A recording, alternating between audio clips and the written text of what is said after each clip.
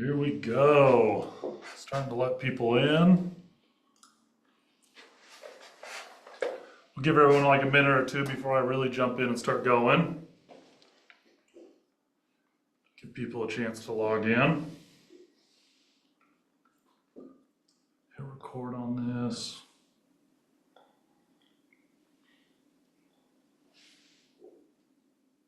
Awesome. People are starting to come. Pretty crazy. It's probably the largest webinar we'll have. I think we'll have almost 2,000 people in this webinar, which is crazy.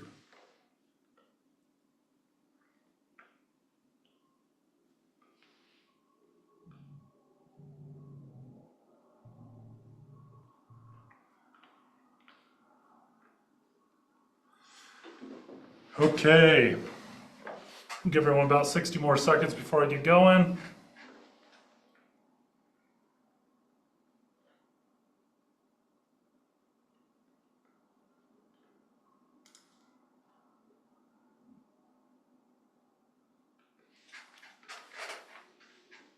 Awesome. Okay, so I'm going to go ahead and get started. This has been kind of a long time in the making. I'll go ahead and share my screen. I've got a couple slides we can kind of go through together as we talk through some of this. Let me push this into presentation mode.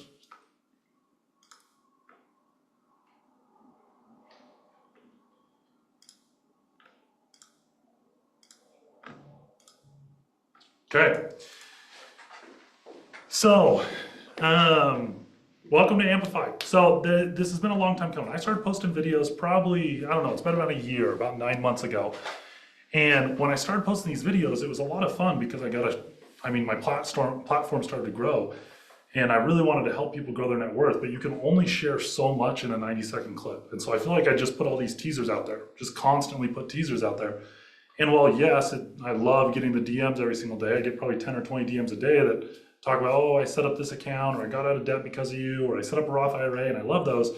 But this is really what I love doing. I love breaking stuff down, diving in a little bit deeper, because this is actually practical advice that people can take and implement into their life. And that's the whole concept behind Amplify. So in my opinion, to grow your net worth, you need two things. The first one, you need financial literacy, someone to actually teach you the way. There is an optimal path to investing. If we only have, let's say, $250,000 over the course of our life, or 40 years of working, that we're going to put into retirement accounts and 401ks and IRAs and all this stuff, we want to make sure that money is invested in the most optimal way possible, and you do that through educating yourself through financial literacy. So that's pillar number one. But pillar number two, in my opinion, that is just as important, is you have to have a community. When you are inside growing your net worth, the saying that you are a combination of the 5 people you spend the most time around is 100% true. And the hard thing about growing your net worth is the financial markets are always changing. So by the time you hear about it on social media or a Google search or Reddit or wherever it is, it's likely already passed.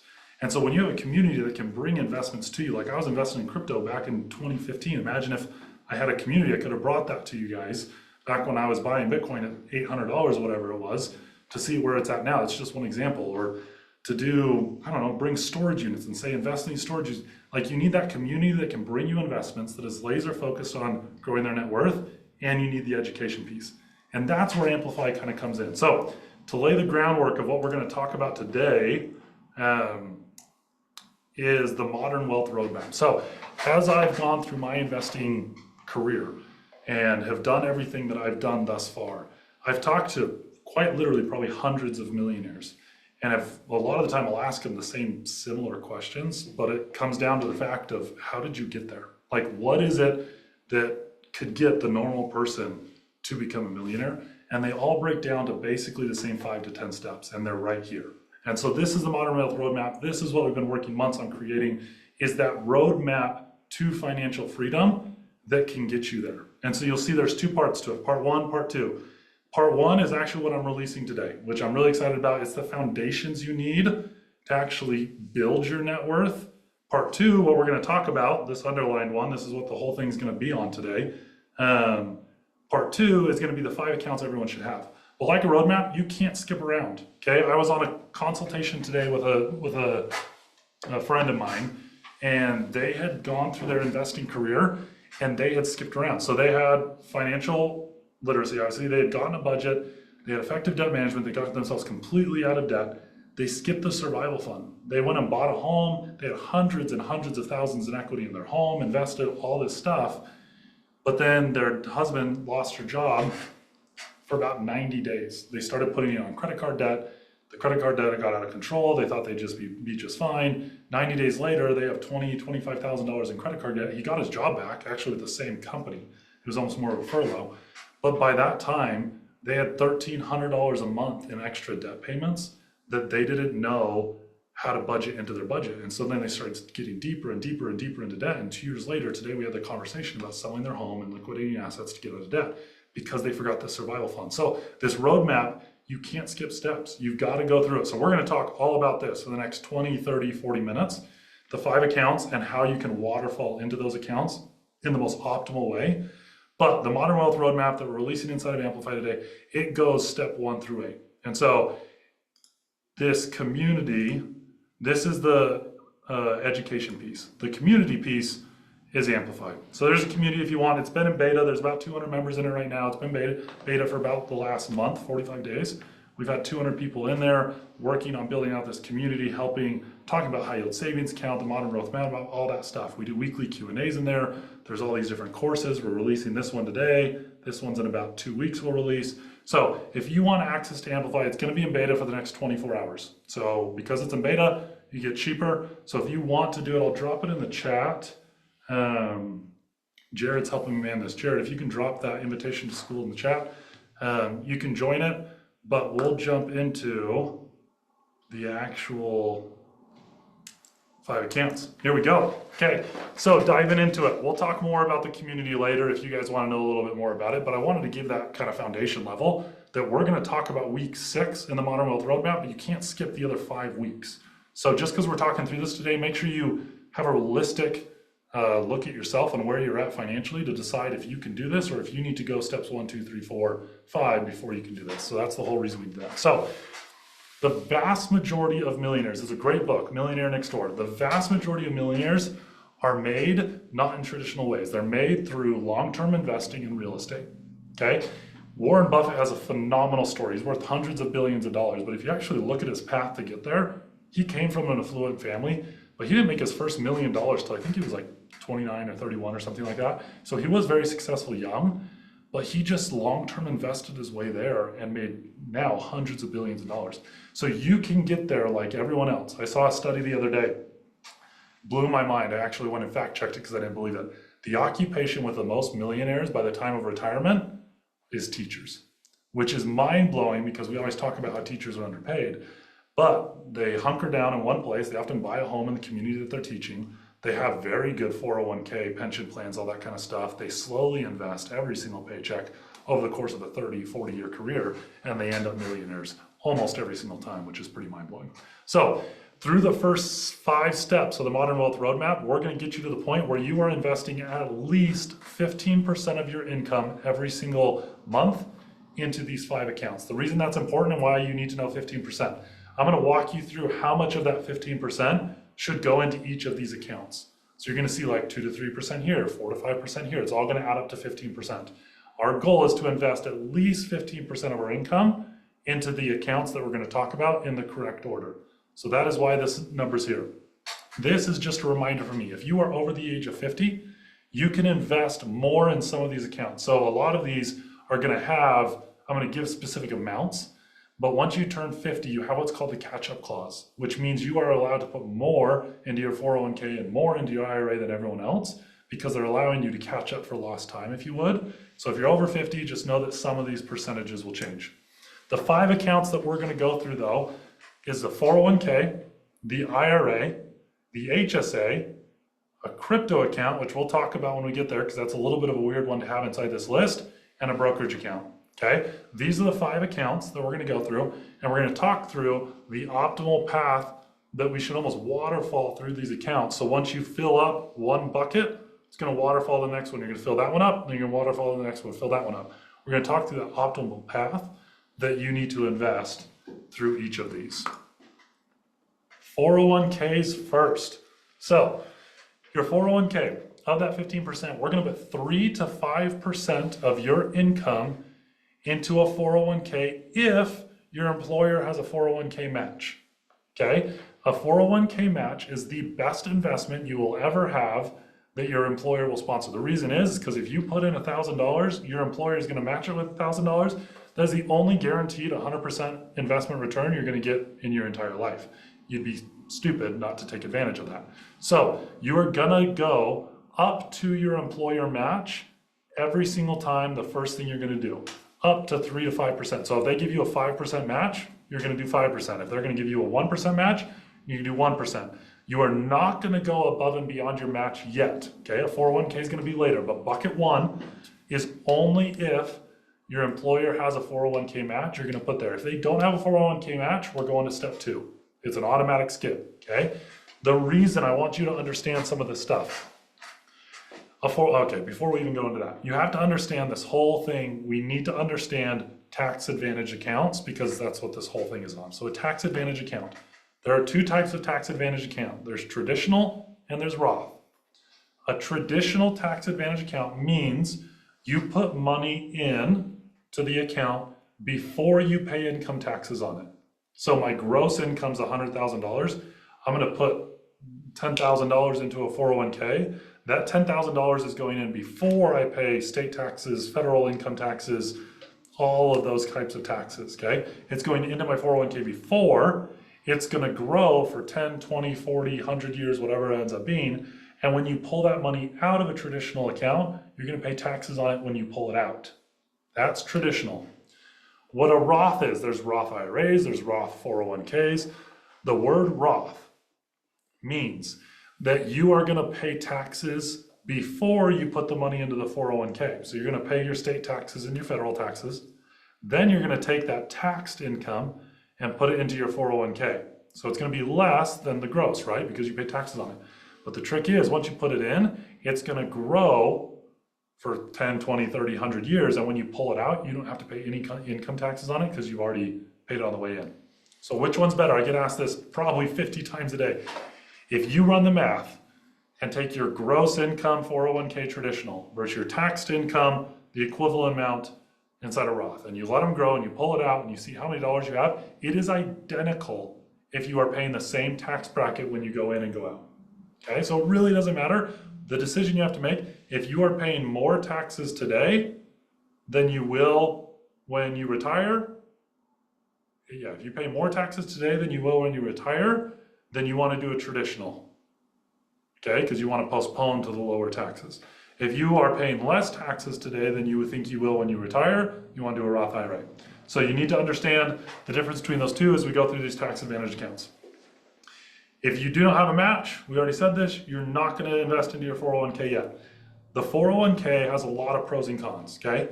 The pros are it's a tax advantage account, it can grow, your employer can match it, all this kind of stuff. The cons though, an employee-sponsored 401k you can look at a million different studies, has underperformed the stock market through and through if you just invested in the S&P 500.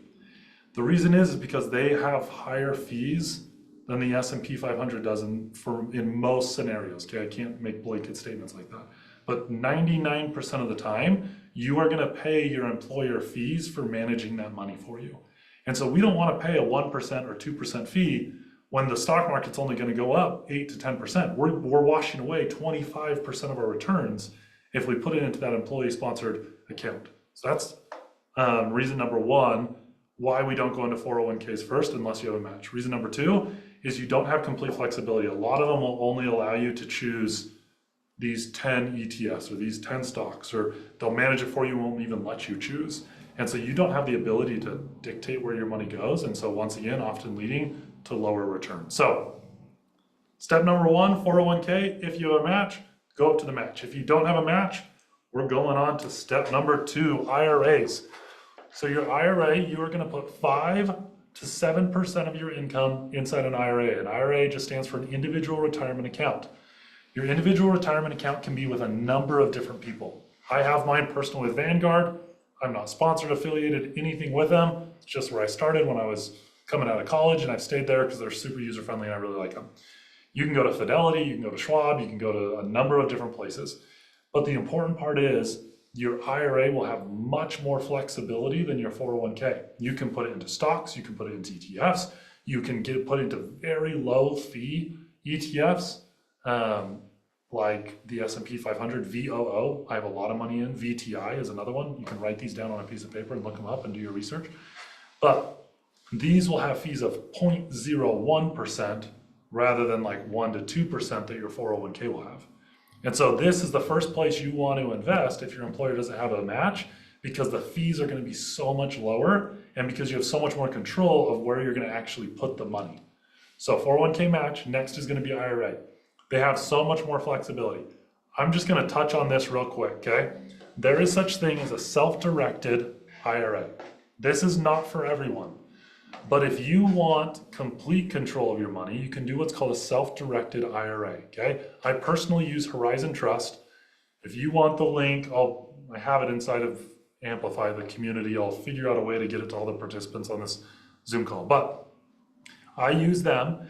They're phenomenal. Actually, you know what? I'll post a video on it in the next like 48 hours. So if you watch my social media, I'll post a video and link it in my link in bio or something like that. But what it does is it gives you the complete flexibility over your money in your IRA. So usually if you go to Vanguard or Fidelity or Schwab or any of these places that you can get a traditional IRA or Roth IRA, you have to go into stocks or ETFs. If you go to a place like Horizon Trust to do your IRA, they give you the flexibility to invest in whatever you want. Like I could say, hey, I want $10,000 out of my IRA to lend my sister at a 15% interest rate because she needs it right now. Now, I don't suggest lending money to family, but just for example's sake, I can take $10,000 in my IRA and go invest or lend it to family and friends and do hard money. You can invest in cryptocurrency, precious metals, syndication. You can go buy rental properties with your IRA. Like once you have control of your IRA, you can do whatever you want with it if it's self-directed through someone like Horizon Trust. Now you have to be a little bit more educated. I teach you how to do this once again in the community. We have a whole 40-minute course on self-directed IRAs, how to invest in real estate, crypto, all that kind of stuff. But if that's too complicated, if that's intimidating to you, just go to Vanguard. Set up an IRA. Once again, it's going to ask you if you want traditional or Roth. You have to make that decision. Am I going to be taxed more now or when I retire? Choose whatever one it is and go 5 to 7% of your income inside your IRA. IRAs do have income limits. So I think as of 2024, it's $7,000 is what you can put into an IRA every single year. So once you hit $7,000, you're going to fill that bucket like we talked about, and you're going to go to step 3. You can go up to $7,000, I believe, do your research inside of an IRA. The other income limit is you actually cannot do a Roth IRA if you make over, I think it's $153,000. You cannot do a Roth IRA. The government doesn't allow you. Now, logically speaking, after our last conversation we just had, it really doesn't make sense to do a Roth IRA if you're making that much money, because you're likely taxed at 32, 34, or 37%, and you probably won't be taxed that when you retire. So it makes more sense to do a traditional IRA, which we just talked about. So it's kind of like the government's forcing you to make that decision for you in a sense. But just know there are income limits around a Roth IRA. You don't have income limits around a traditional IRA, and you can do up to $7,000. Last thing I'll touch on for now, if you can't do a Roth IRA and you do a traditional IRA, you can do what's called a backdoor IRA. So what that means is you actually invest in a traditional IRA, and there's a way to convert it to a Roth IRA so you don't have to pay taxes later. A little complicated for this course. We're not going to jump into it. I don't have enough time. But once again, in the community, in the course, we talk about backdoor Roth IRAs and how to execute those. Because if you can put in money tax-free and you can pull it out tax-free, that's like the ultimate income hack, right?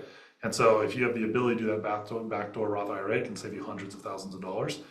So it's extremely, extremely valuable if you can execute it. The other reason I like an IRA, you can pull your contributions out of an IRA at any given time. So let's say I put $7,000 for 10 years, so I have $70,000 of contributions.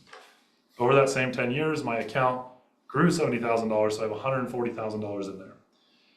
Your contributions of $70,000 in those first 10 years, you can pull out tax-free. Well, with a Roth IRA, you can pull it out tax-free. because you've already paid taxes on the contribution, so you don't have to pay taxes when you pull it out, which is really nice. And there are ways to do that without penalty as well. And so that's why I say liquidity here is later on in another webinar, inside the course, wherever it is, we're going to talk about using good debt, not consumer debt, bad debt, but good debt as a money multiplier. But anytime you do that, you need to have a lot of liquidity so that you can go months, years of making those debt payments without, let's say, a tenant inside your rental property. You need that liquidity, and this is one way that we get it. So 401k if you match, IRA is step 2. Step 3 is an HSA. This is a health savings account, okay? I am not looking at Q&A or chat right now. I'll do that at the very end. If you guys have questions, I'll do like 10 to 15 minutes of a Q&A at the very end. I mean, there's almost 2,000 of you in here, so I can't go forever. But if you have questions, you can put them in there. So HSA, health savings account. I suggest you put up to 4% of your income. Of that 15%, we want to put 4% of it in a health savings account. The reason I like a health savings account, it is the only tax advantage account where you get the triple threat. What I mean by that is you get to put your money in tax-free, kind of like a traditional 401k. You get to grow it tax-free, and you get to withdraw it tax-free like a Roth 401k. So you get the benefits of both traditional and Roth, plus you get to grow it, and all of it is tax-free. It's the only account you can do this in, which makes it the triple threat. I absolutely love it. I think everyone should have a health savings account. Now, there are some qualifications here you need to be aware of. You can only pull it out for medical expenses, but there's a cool little workaround you can do here. So I set up a health savings account. I was fairly young, 24, I think, when I set it up, okay? I've been putting in, I think, about $4,000 to $5,000 every single year into that health savings account. We just had a kid a year ago. That health savings account, what most people would do is they'd go to that health savings account and pay the medical expenses of having a kid. Instead, what I've done is I didn't pull that money. I actually hopped on like a payment plan, a 0% interest with my bank, but I just paid cash for that kid, if you would, until my deductible with my health insurance. And I didn't pull out that health savings account. I'm gonna let that health savings account go until I'm 45, 50, 55, 60 years old. Because compound interest, if I put $5,000 a year into that health savings account for the next 30 years, I ran the math. It will end up being like $1.4 million or something absolutely insane like that, okay? So I'm gonna have $1.4 million inside my health savings account when I'm 40, 45, 50, 55 years old. But where the trick is you can then at 50 years old, take all your medical receipts for the last 30 or 40 years since you've opened up that health savings account. You can slap them all on the desk, say, here is $250,000 or $1 million of health receipts for the last 30 years of my life, and you can pull all of it as one lump sum out after it is grown and use compound interest for 20 or 30 years. So I actually saved all the receipts from having kids and medical procedures and every doctor visit, everything we do. We actually just have a digital folder we just throw them all into, because eventually I want to take advantage of this health savings account, and that's how I'm going to do it. So you can take advantage of the triple threat, still pull it out tax-free for medical expenses, and it can be 30-year-old medical expenses that you pull it out for. So it's kind of a cool workaround you can use for a health savings account. Note, a health savings account can only be used with specific healthcare plans. So you have to have what's called a high-cost plan. Now, it doesn't necessarily mean it's a high deductible plan. I think my deductible is $3,500 when we qualify. I think maybe it's $4,000. I don't know. So it's not a super low deductible plan, but you do have to make sure that you qualify. Almost every single healthcare provider, employer gives you an option for a high cost plan. I'm pretty sure, don't quote me on this, the high cost is just when you go to a doctor visit, I think it has to cost over like $100 per visit. So you can't have a $20 copay. It's got to be a $100 copay, or it's something like that that makes it so it starts turning into a high cost plan. There's probably some healthcare professional on here that's blasting me saying he's an idiot. It's something along those lines that turn it into a high cost plan. Your healthcare or health insurance provider will be able to tell you, you have to have that. I think everyone should have an HSA, but be mindful of how much you put in there, okay? You don't want to end up with $5 million in there because you will be taxed if it's not for a healthcare plan. So that's why I have 4%. 4% depends on your income. 4% if you're making 50 grand, maybe 2% if you're making 100 grand. So make sure you're smart with how much you're putting in here. I think your ideal plan, in my opinion, would be that $500,000 to $1 million when you're 60 years old if you start young, by allowing it to compound. So yeah, here's kind of my golden. So that's step 3. 401k was first, IRA is second, HSA is third. Fourth, after we have done those and the waterfall keeps trickling, we're gonna put 1% of your income into a crypto account, okay? A lot of you are gonna think I'm crazy on this one. I saw a stat, it's like 38% of Americans know what crypto is right now, okay? We have not hit the majority of Americans that actually understand crypto or have invested in crypto. I'm gonna explain it right now. It is a high risk asset. You need to know it's a high risk asset. There's a reason this is the smallest allocation we have. But in my opinion, crypto has the ability to multiply unlike a stock does. It also has the ability to go to zero. That's why it's high risk. But your potential rewards over the next 10 years, it could be zero and it could be 100 times what it is today if it actually executes on what everyone says it's going to execute on. It has the ability to take our middle class and give them money to take them out of the middle class, in my opinion. So, real baseline. I have a whole course inside of Amplify, 40 minutes, that's going to be released explicitly on crypto because you can go way in depth on this. But I want you to kind of understand what it is, so at least you can make an educated decision. What crypto is an immutable ledger. So what that means is you have a computer algorithm that dictates exactly every single transaction that happens there. So let's back up. Let's use a bank. Every single time that we exchange money inside of our ecosystem, we use a bank or the FDIC. So if I have $1,000 and I want to give one of you $1,000, it's going to go through a bank or an intermediary. You're going to deposit in your bank. I'm going to deposit in mine. We need a central person in between that is going to tell us and debit my account to your account. Okay. That transaction requires a central bank, money, or a person. What crypto does is it's an algorithm that does that all digitally so that no one has to. And so you can track Bitcoin number 192 went from my hand to your hand on this platform, and everyone can see it. It's public. Okay, you can track every cryptocurrency coin ever done, and you can follow it from the day of inception through a million different hands and how it ended up in this person's hand.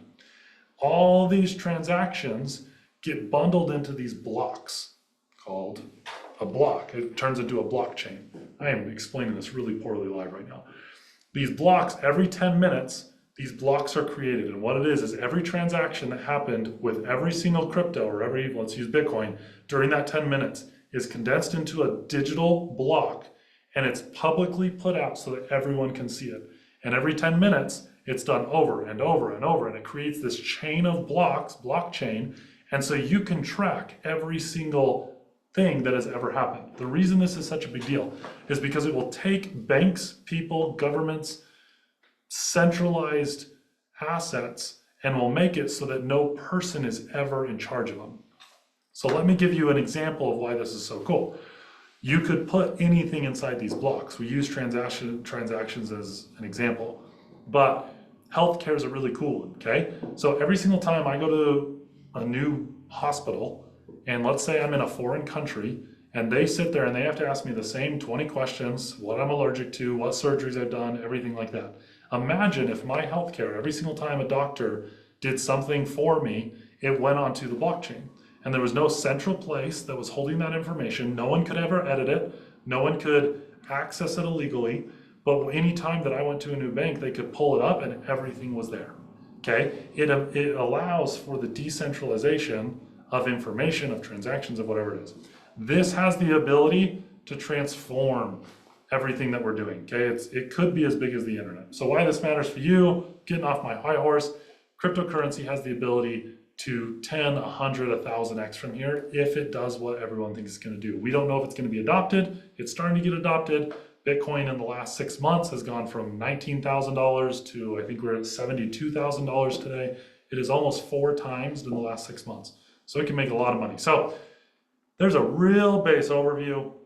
of what crypto was. I actually do a much better job inside the course explaining that. I'm doing this live, but that is a basis understanding of how big this could be. It could replace the internet, it could replace title companies, it could replace healthcare companies, it could replace banks, it could replace so many different infrastructures if they can actually execute it. And that's why so many people are speculating on it, is because it's like getting in day one on Apple or Google or Amazon, and the potential it has. There are thousands and thousands and thousands of different cryptocurrencies. Do your own research on them. It's extremely risky. Here is my current portfolio. I actually do not mess with any of the little guys. I'm 75% Bitcoin, 25% Ethereum, and I buy almost everything through Coinbase. So there's your brief overview on crypto. I think almost everyone should put 1% of their income in there, just because, like I said, it has the ability to transform lives. Okay, we went 401k if your employer matches, IRA, HSA, small a bit into crypto. Now we're back to your 401k. So this is if your employer didn't have a match, you didn't put anything in your 401k. So now after we've done these first three, now we're back to you folk that don't have a match on your 401k. We're back to your 401k. I am not going to say that everyone should put into your 401k because of those negatives that we talked about earlier. Oftentimes your employer will have higher fees. You cannot invest it where you want to. Your money's more tied down, all that kind of stuff. In my opinion, you should put into the 401k if you have a couple reasons. The first one is if you are going to have a large tax burden, it's a great place to write off taxes. Okay, if you want to put $5,000 or $10,000 or $15,000 in there to limit your taxes, it's a great place. It's the most utilized tax write-off inside of America. And so if you need to lower your tax amount, this is a great place to put it. In my opinion, do it if you jump into those higher tax brackets. If you actually look at the tax brackets, the biggest jump is from 24% to 32%, I believe, this year.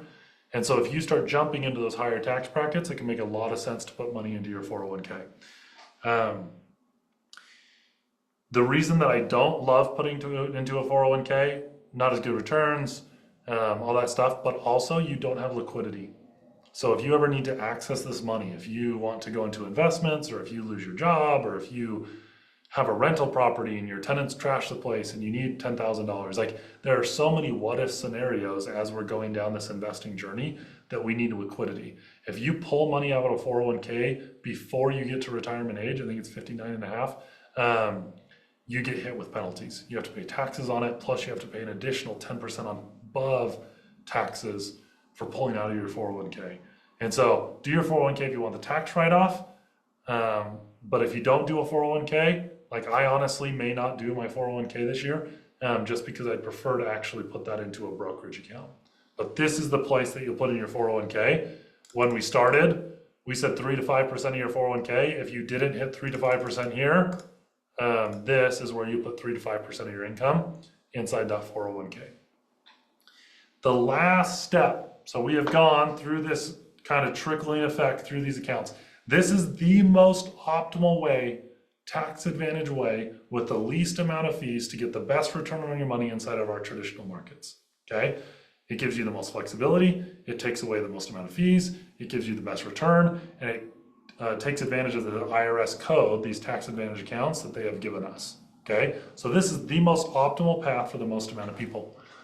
Your last one is a brokerage account, okay? So the brokerage account is the catch-all, and this is just a taxable account. So all the other ones that we've been doing have been tax advantage account, well, minus crypto, but your IRA, your 401k, your HSA, all of those accounts are tax advantage accounts, which means you have to wait until you're of retirement age or until you have healthcare costs. Like the government puts stipulations on when you can get your money. A brokerage account, you pay taxes on, just like you would a Roth. You can put it in, and then you have to pay taxes on the gains when you pull it out. So if you put $100,000 in, you make $10,000, you pay taxes on the $100,000 in, and then when you pull it out, you have to pay $10,000 or taxes on the $10,000 gain, not the original $100,000. The brokerage account is my catch-all in when I'm trying to save up for investments. So let's say I want to buy a rental property in 2 years. This is where I'm going to just start throwing money. I'm going to throw $1,000 a month or whatever I can save into a brokerage account for 2, 3, 4, 5 years until my brokerage account, I've put in $50,000 over the course of 4 years, $1,000 a month, plus the stock market has returned me another $20,000, so now I have $70,000 in my brokerage account. I can pull that $70,000 and I can go buy a rental property, or I can go invest in a syndication, or I can go invest in whatever some of these big ticket items are. These big ticket items often give you much better returns. Like my personal real estate portfolio is averaging like a 21 to 23% return. And so you'll want to use this brokerage account. The stock market on average over the last 100 years has returned, I think, 10.2%. So we're going to use the stock market to give us a little bit of return as we're saving, so we can pull it out and go invest inside of real estate that will give us 20%. But you need these large sum of monies to get into those. My general rule of thumbs for brokerage accounts, okay? I use it for a savings account. My next one, it is really hard to predict what's going to happen inside the stock market underneath 2 years. I do not speculate. I do not do penny stocks. I do not even buy individual stocks. I'm an ETF guy. I'm like Warren Buffett. I put it in for the long haul. I find a company that I know is going to be here 20 years from now that's going to succeed. I put it in there. The hard thing about doing that, you can't predict 2 years from now. So if you need access to the money before the 2 years is up, put it into a high yield savings account, which we talk about in week 3 of the course. Put it into the high yield savings account, because we don't know. The stock market could go down within 2 years, and I don't want you betting that it's going to go up within 2 years. If you have longer than a 2-year horizon, that's when I'm chucking stuff into the brokerage account, because I know I want it to grow for years and years to come. So that is the first reason that I use a brokerage account. The second reason, and probably more important reason, is because if you remember when we talked about the Modern Wealth Roadmap, okay, it's an 8-week course. Week 7 is how to utilize good debt as a money multiplier to grow your net worth. A lot of people hear good debt and they freak out because of Dave Ramsey, who, I love Dave Ramsey, who did amazing things for financial literacy, but in my opinion, he's out of touch and doesn't know how to grow wealth today in a proven way. And so you have to do it with good debt. And what I mean by that, to give you a brief example of what good debt is, to prove to you that debt can be good, because about a third of you are probably going to bite my head off saying there's such thing as good debt. If I could give you $100,000 as a loan for the rest of your life at a 0% interest rate, you don't have to pay me back until you die, okay? You would be an idiot not to take that money, because you can take that $100,000, you have no interest, you don't have to pay me till you die. You could just go put that in a government bond, one of the safest things you can do, earn 3, 4, 5%. That's gonna be $5,000 a year you'll get for the rest of your life. And when you die, they can take that $100,000 and go pay it back, okay? That's an example of debt. It's a very extreme example, but it's an example that debt can be good. When you utilize other people's money at a lower interest rate than your return, you make the spread there. Now, everyone has a different risk appetite. You may say, hey, I'll only take debt on it 4% if I can get 10%, or I'll only take it on at 6% if I can get 18%. You'll know your risk appetite, and we talk through that more in the course, but there is such thing as good debt, and you have to understand that, because if you don't use debt, it is very, very, very difficult to become financially free in today's market. Inflation has wrecked the American economy in the last 3 to 4 years, and that's sad to say, but the fact of the matter, it's true. And to just get ahead by putting $100 in to a Roth IRA for 20 years that you retire a millionaire, yes, that's possible. And yes, I talked through that strategy, but most of us will have to use debt in some form to grow our net worth at a faster pace. The reason I just got on my high horse about that, the brokerage account is where I create the liquidity for my debt. What I mean by that, okay? If I have debt, let's say I go buy a rental property, my mortgage on that property is $2,000 a month. My tenants are paying me $2,500 a month. I'm super excited about it. I'm making a spread of $500 a month. This was good debt. Everything's awesome. All of a sudden, my tenants trash the place and I'm unable to rent it for a year. Okay, it's 2008, so I can't rent it. I need to have the liquidity to make those mortgage payments so that that debt doesn't turn into a bad debt. I need that debt to maintain being a good debt, which means I need to stay current on my payments. Where people get in trouble with good debt is they don't have the liquidity to weather storms. So my personal rule of thumb here is I have to have 2 years, Debbie, I'm an idiot, typo. I have to have 2 years of all my debt payments in liquid accounts that I can access, assuming that I don't earn $1 for 2 years. Now this is fairly conservative. I watched my dad go through 2008 It was extremely difficult on him. He made it through because he had liquidity to survive for 2 years. And so I've applied in the same thing. I could have been much further off, like millions of dollars better off if I didn't have this rule. But the day will come when this rule will save me, and I am prepared for it. And so right now, I'll be completely transparent with you guys. I've got, I don't even know the number, millions and millions and millions of dollars of debt, okay? I have commercial buildings, the building I'm in right now, okay? I have a lot of debt. But the important part is I have 2 years at any given time where I could stop making a dollar and pay all my good debt for 2 years without a dollar coming in. And I think this is a very important aspect of the money multiplier. And so this is where I put that money. So the brokerage, I'll just dump money in there. Like I said, $1,000 a month for 5 years. I'll save up, let's say $100,000. I'll pull $70,000 out to go buy my rental property, leave $30,000 in there because I need my 2 years of liquidity coverage. And that's how I use my brokerage account. And it's kind of my going in and out of these bigger investments. This, for some of you, you're laughing right now because this seems so far-fetched, but it is completely attainable for every single one of you. You have the ability to make your way through the 401k to the IRA, to the HSA, to the crypto account.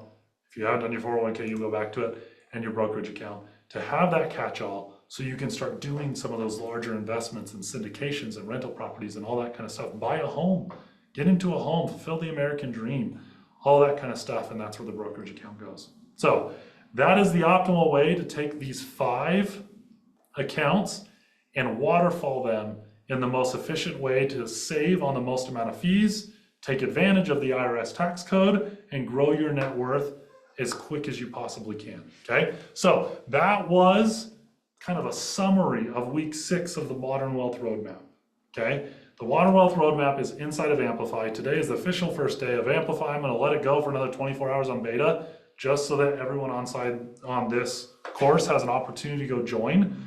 But I'm in there every single day answering questions. There's multiple questions every single day that are asked. And I'm in there every single day. I just have a laptop set up next to me, answering questions. We do weekly Q&As. You get access to these courses, the Modern Wealth Roadmap.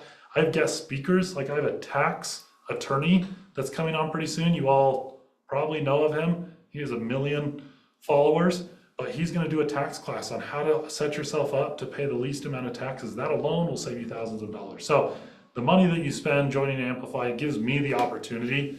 I will always do my 90-second clips on social media. I absolutely love it, but it gives me the opportunity to expand and actually help you grow your net worth, to be involved, to answer, to do live Q&As, to do all this kind of stuff, to turn you into the first millionaire or multimillionaire inside your family, because you actually have that double threat of education, financial literacy, you know how to do it, kind of what we talked about today, plus the other 8 weeks, and the community. Like, I'm likely gonna build a storage unit complex. I think it's gonna be, I think it's like 64,000 square feet storage facility about 10 miles from me. I'm going through development on it right now. I'm gonna bring it to the community, and people can invest inside that storage facility, and it's gonna be inside of Amplify. So I'll bring you specific investments so that you guys can get access to asset classes that you just couldn't do on your own. So I'm really excited about it. Jump over, I think, Jared, people can't, we're having some issues with the chat. Are people not able to access the chat? Don't know if you're able to access the chat. I just put it inside the community there. If you don't have it, I'll go send it out an email as well to everyone so you can get it there.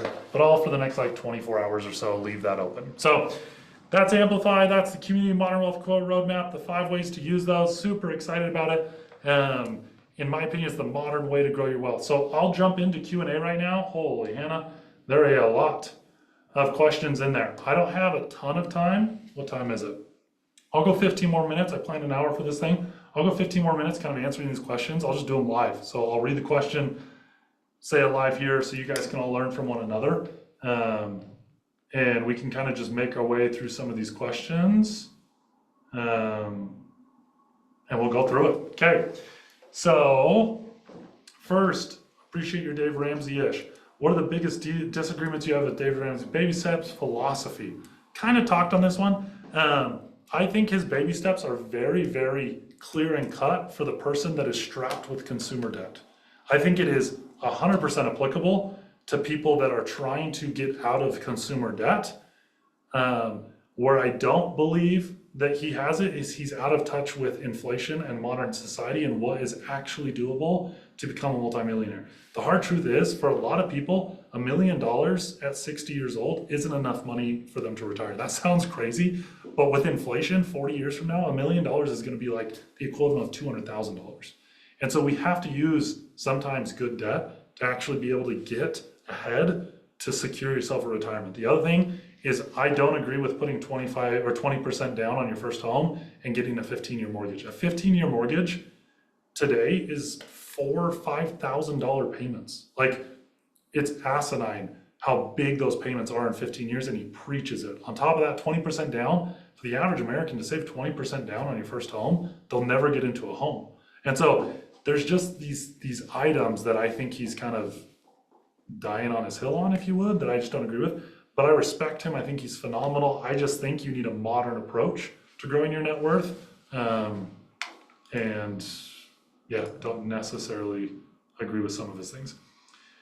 How do you recommend going about an IRA for those of us that have income limits for IRA contribution? So you have income limits for a Roth IRA. You should not have income limits for IRA contribution. So there is a difference there. You should be able to do an IRA,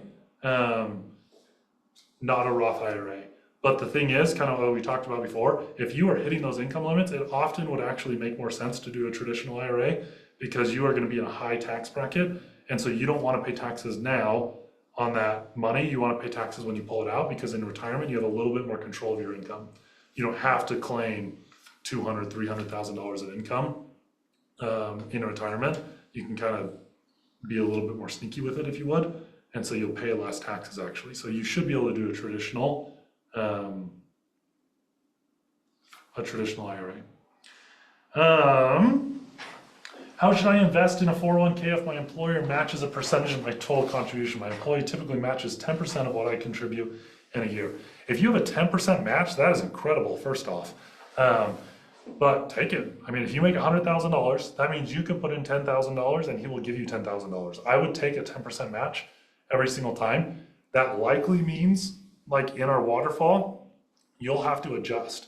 So you probably won't put as much into either an IRA or an HSA. You'll have to decide which one you want to take from inside of, or like 15%. Sorry, the hiccups right now. But take the match. It's 100% return. Make sure that it doesn't have real strict vesting. Sometimes when people give large matches like that, they'll say if you lose your job in the next 3 years, you don't get access to it or something like that, which would not be good. So make sure to read that. But outside of that, if you have a 10% match, I would 100% take advantage of it. When you say more money when you retire, does that mean the last income before you retire? If you're getting a raise every year, don't you always make more money when you retire?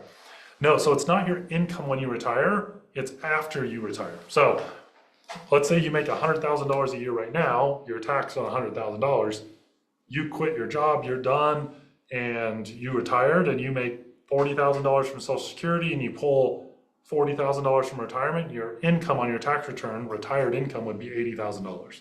So you'd be paying taxes on $80,000 rather than $100,000 now. But the thing is inside of retirement, you can often kind of work those numbers a little bit better, figure out ways. There's ways to get income in that's tax-free in retirement that's a little bit easier than a W-2 wage.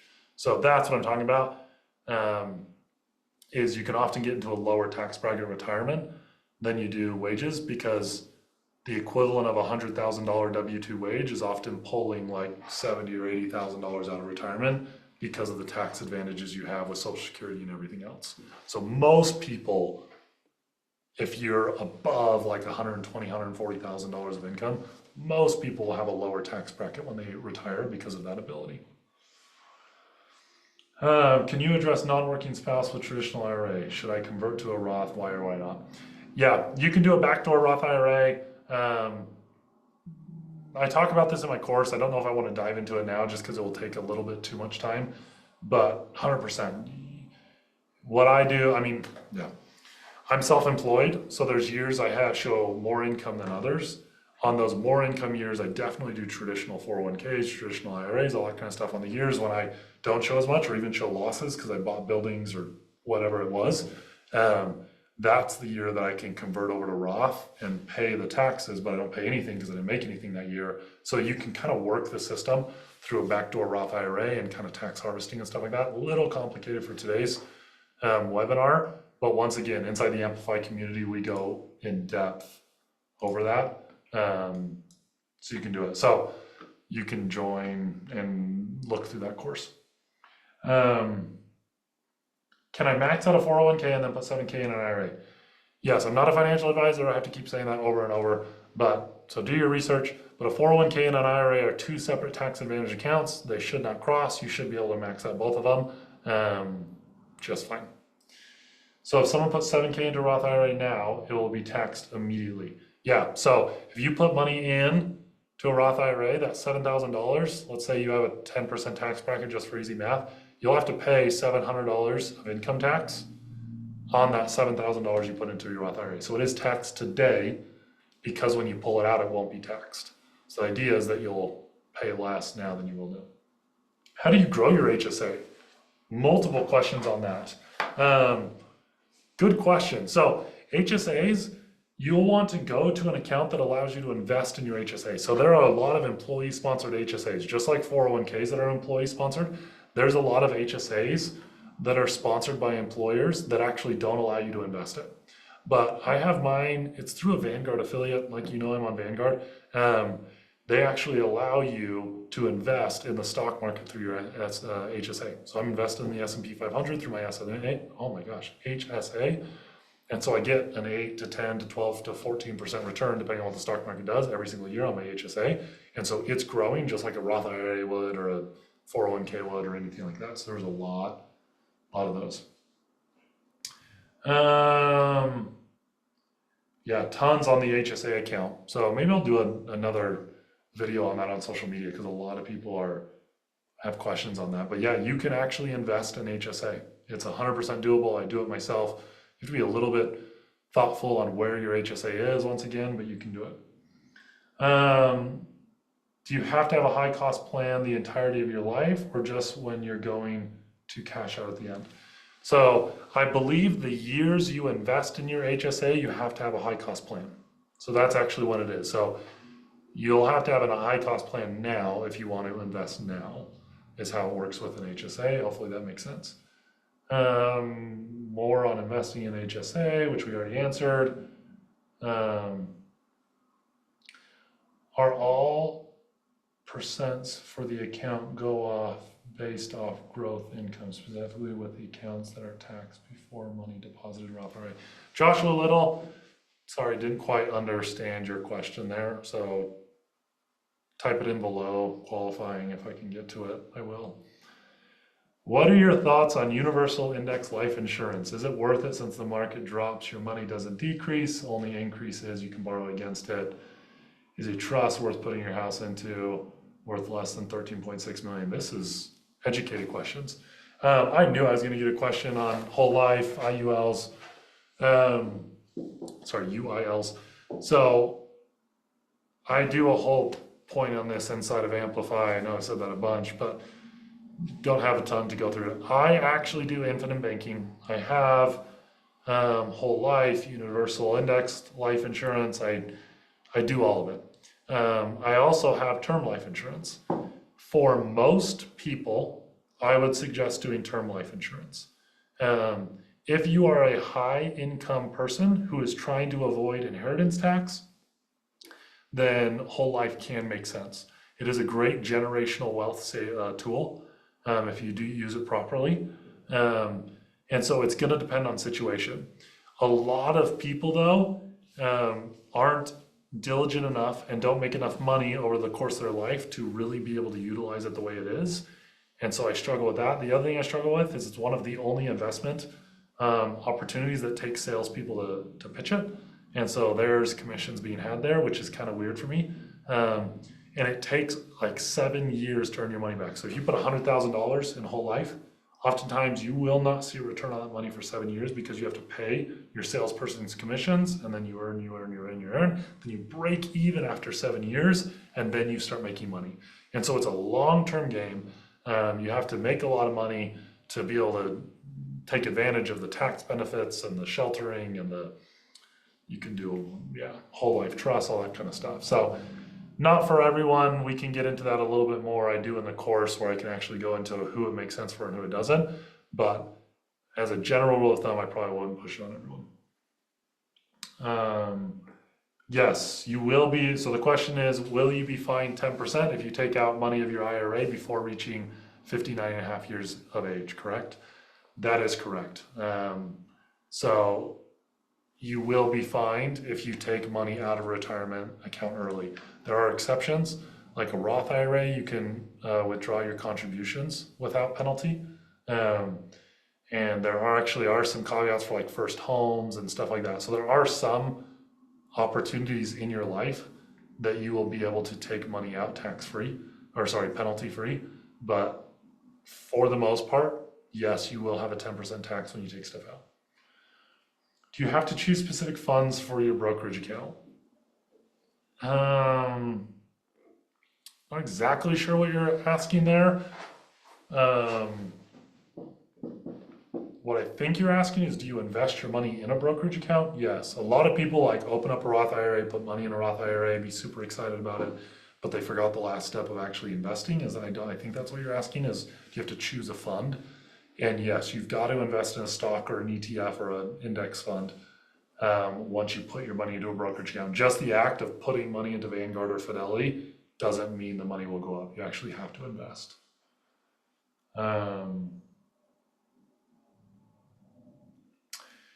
Okay, can someone put inside the Q&A if they're able to see the chat with the Amplify group there? Still not sure if chat is working. Holy Hannah, there are so many questions in here. Any percent for brokerage account? How do I join Amplify? Once again, there's like 20 of you saying, how do I join Amplify? Where's Amplify? All that. Links in the chat, making sure everyone can see it there.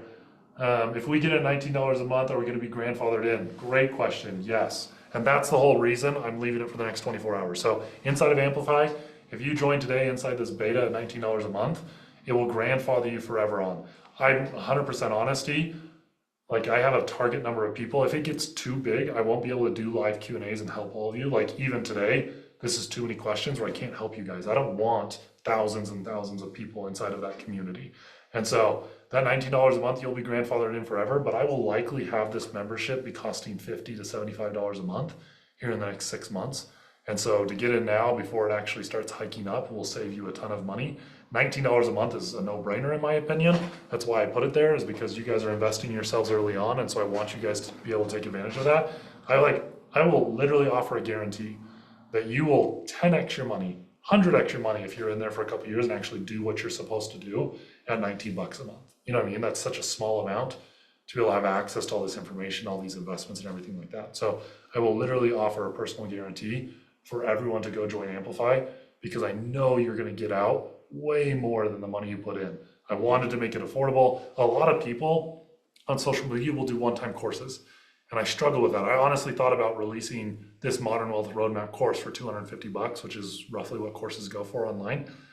But my two issues were, one, $250 is a lot for people to fork out at one time, and two, most people that buy courses never actually fulfill it. And so if you're not getting value from Amplify, you don't have to stay on long term. Like you can cancel whenever you want, because I want you to actually get value from this, and I want you to have a community that will hold you accountable to this course for years and years to come, so you can continue to get investment advice and everything like that. I don't want to sell you some course for $250, send you on your way, hope that you invested it well, and I have no idea what happens to you.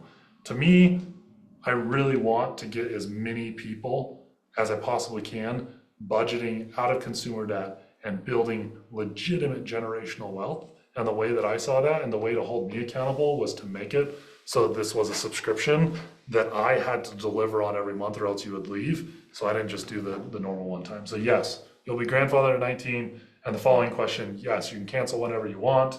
In my opinion, it's kind of a no-brainer to go do it. Couple more questions. Do you only pay taxes when you pull out money from a brokerage account, or do you pay on interest? Yeah. So it's called capital gains. If you have your money in there longer than a year, there's long-term, short-term capital gains. We're not going to get into that. Ask your accountant. But yes, you only pull money when you pull it out. So if you have put $100,000 in, you strike the lottery and it turns into $1 million tomorrow, until you pull that money out of your brokerage account, you don't have to pay taxes on it. This is literally what billionaires are blasted for, is Bezos and Musk and everyone else have hundreds of billions of dollars of stock that has gone up hundreds of billions of dollars, but they never sell it, so they don't have to pay taxes. There's no way to tax an asset. So you get to take some of those benefits as well. Not showing link for Amplify either. Hopefully you're all seeing it. I'm just going to the bottom so someone says. No one told me. Jared, text me if you can actually see it.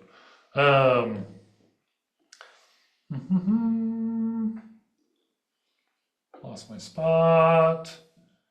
HSA is the account gaining account. I can only pull when you're saved. Is that what you say?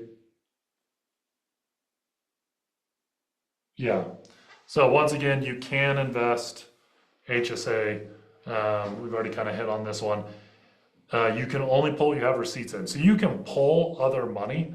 Your HSA can actually be passed on to beneficiaries through wills and stuff like that. You can pull money out of your HSA. It's just taxed because it wasn't used for health reasons. So it still makes sense to put money in there, even if it is above and beyond your receipts.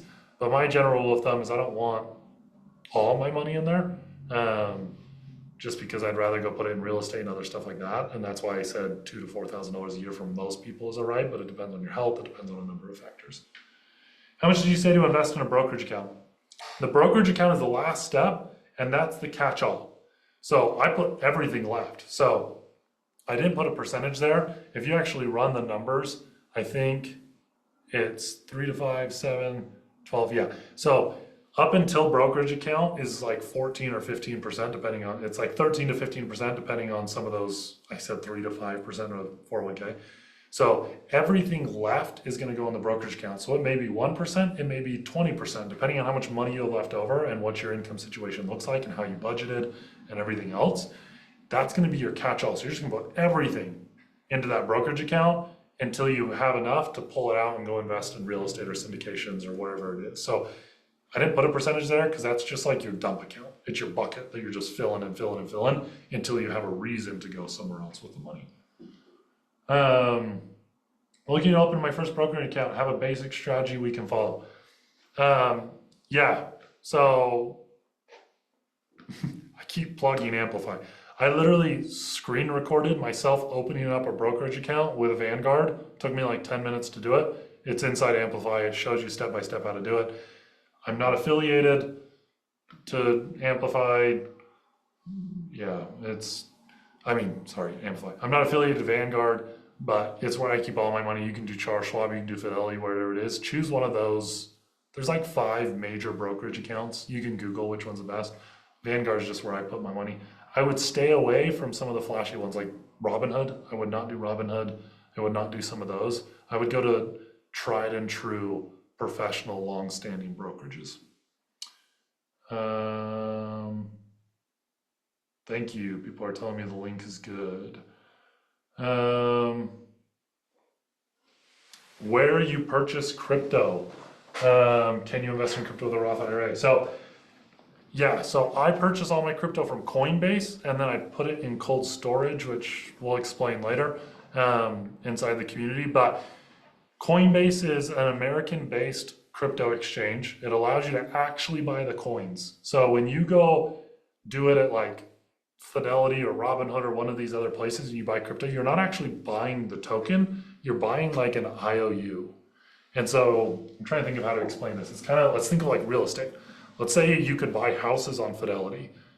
They wouldn't actually give you the deed to the home. They would give you like an IOU for the deed. It's the same thing with crypto. When you go to Coinbase, you're actually buying a cryptocurrency token, which in my opinion has a lot more value because it's mine and I can take it and I can pull it off and put it in my wallet, and like, not my physical wallet, it's a digital wallet, but it's mine. Or if it's on Fidelity, it's not mine. They control it. they could get hacked and lose it. The government could regulate it and all of a sudden it's gone. You know what I mean? Like I just don't control it the same way.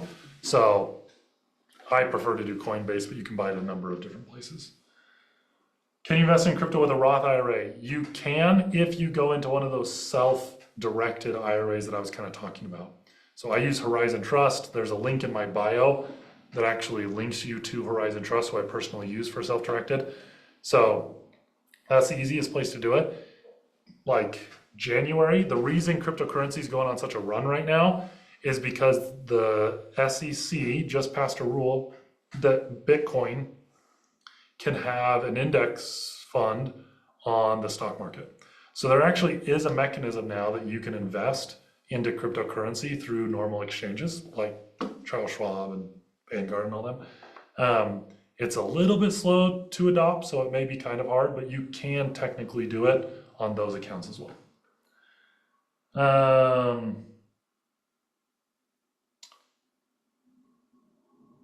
How do you feel about investing in startups? Yeah, so a lot of these, there's a lot about universal index, life insurance, franchises, businesses, startups.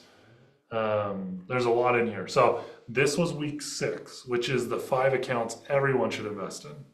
Week 7 in the Modern Wealth Roadmap is advanced investing. I would say 70% of America is going to technically stop their investing roadmap after week 6. Week 7, we get into more advanced strategies like real estate syndication. We talk through investing in businesses, franchises, funds. So you can actually invest, like, let's say you have $100,000 in your 401k. You can take the $100,000 and give it to a fund, and that fund will go buy businesses and manage the business for you, and you just make money from it. So I think it's an amazing investment to invest in startups, invest in businesses. I'm a business owner. I own, 10, 11 companies. You can make unreal returns as a business owner, and investing in startups and stuff like that, it's extremely risky. So once again, I would not put all your money into it, but I think it's an amazing investing opportunity. Okay, we're already 10 minutes past what I said we were going to do. I do weekly Q&As every single week inside the community. So if I didn't answer your question, I apologize. I'm like 20 in and we have over 100. We have 93, I guess. So go into the community. We do live Q&As every single week. I'll answer your questions. It's actually a Zoom in there, not a webinar, which I like because I can unmute you. We can have a conversation about it. You can ask clarifying questions.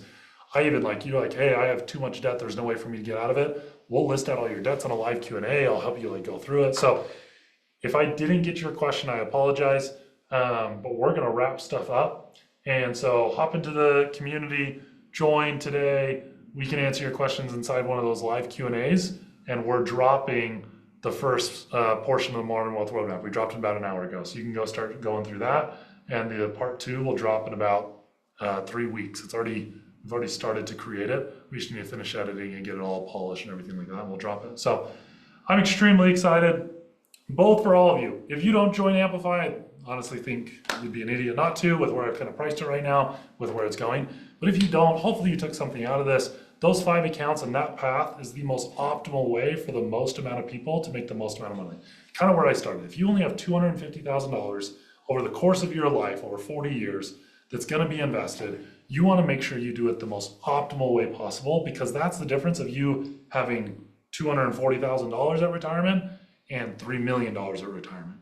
If you can figure out how to invest it the most optimal way, it will secure a better financial future for you. And I don't want to, a lot of the time when we go through budgeting stuff, a lot of people get scared because they're like, oh, I don't want to give up my coffees, or I don't want to give up, I go to the movies once a month and I absolutely love it. Financial freedom and financial literacy in this course to wealth needs to be doable. And I understand that there's going to be harder times when we're getting out of debt. If you're absolutely strapped with consumer debt, there's going to be hard times where it's a year or two.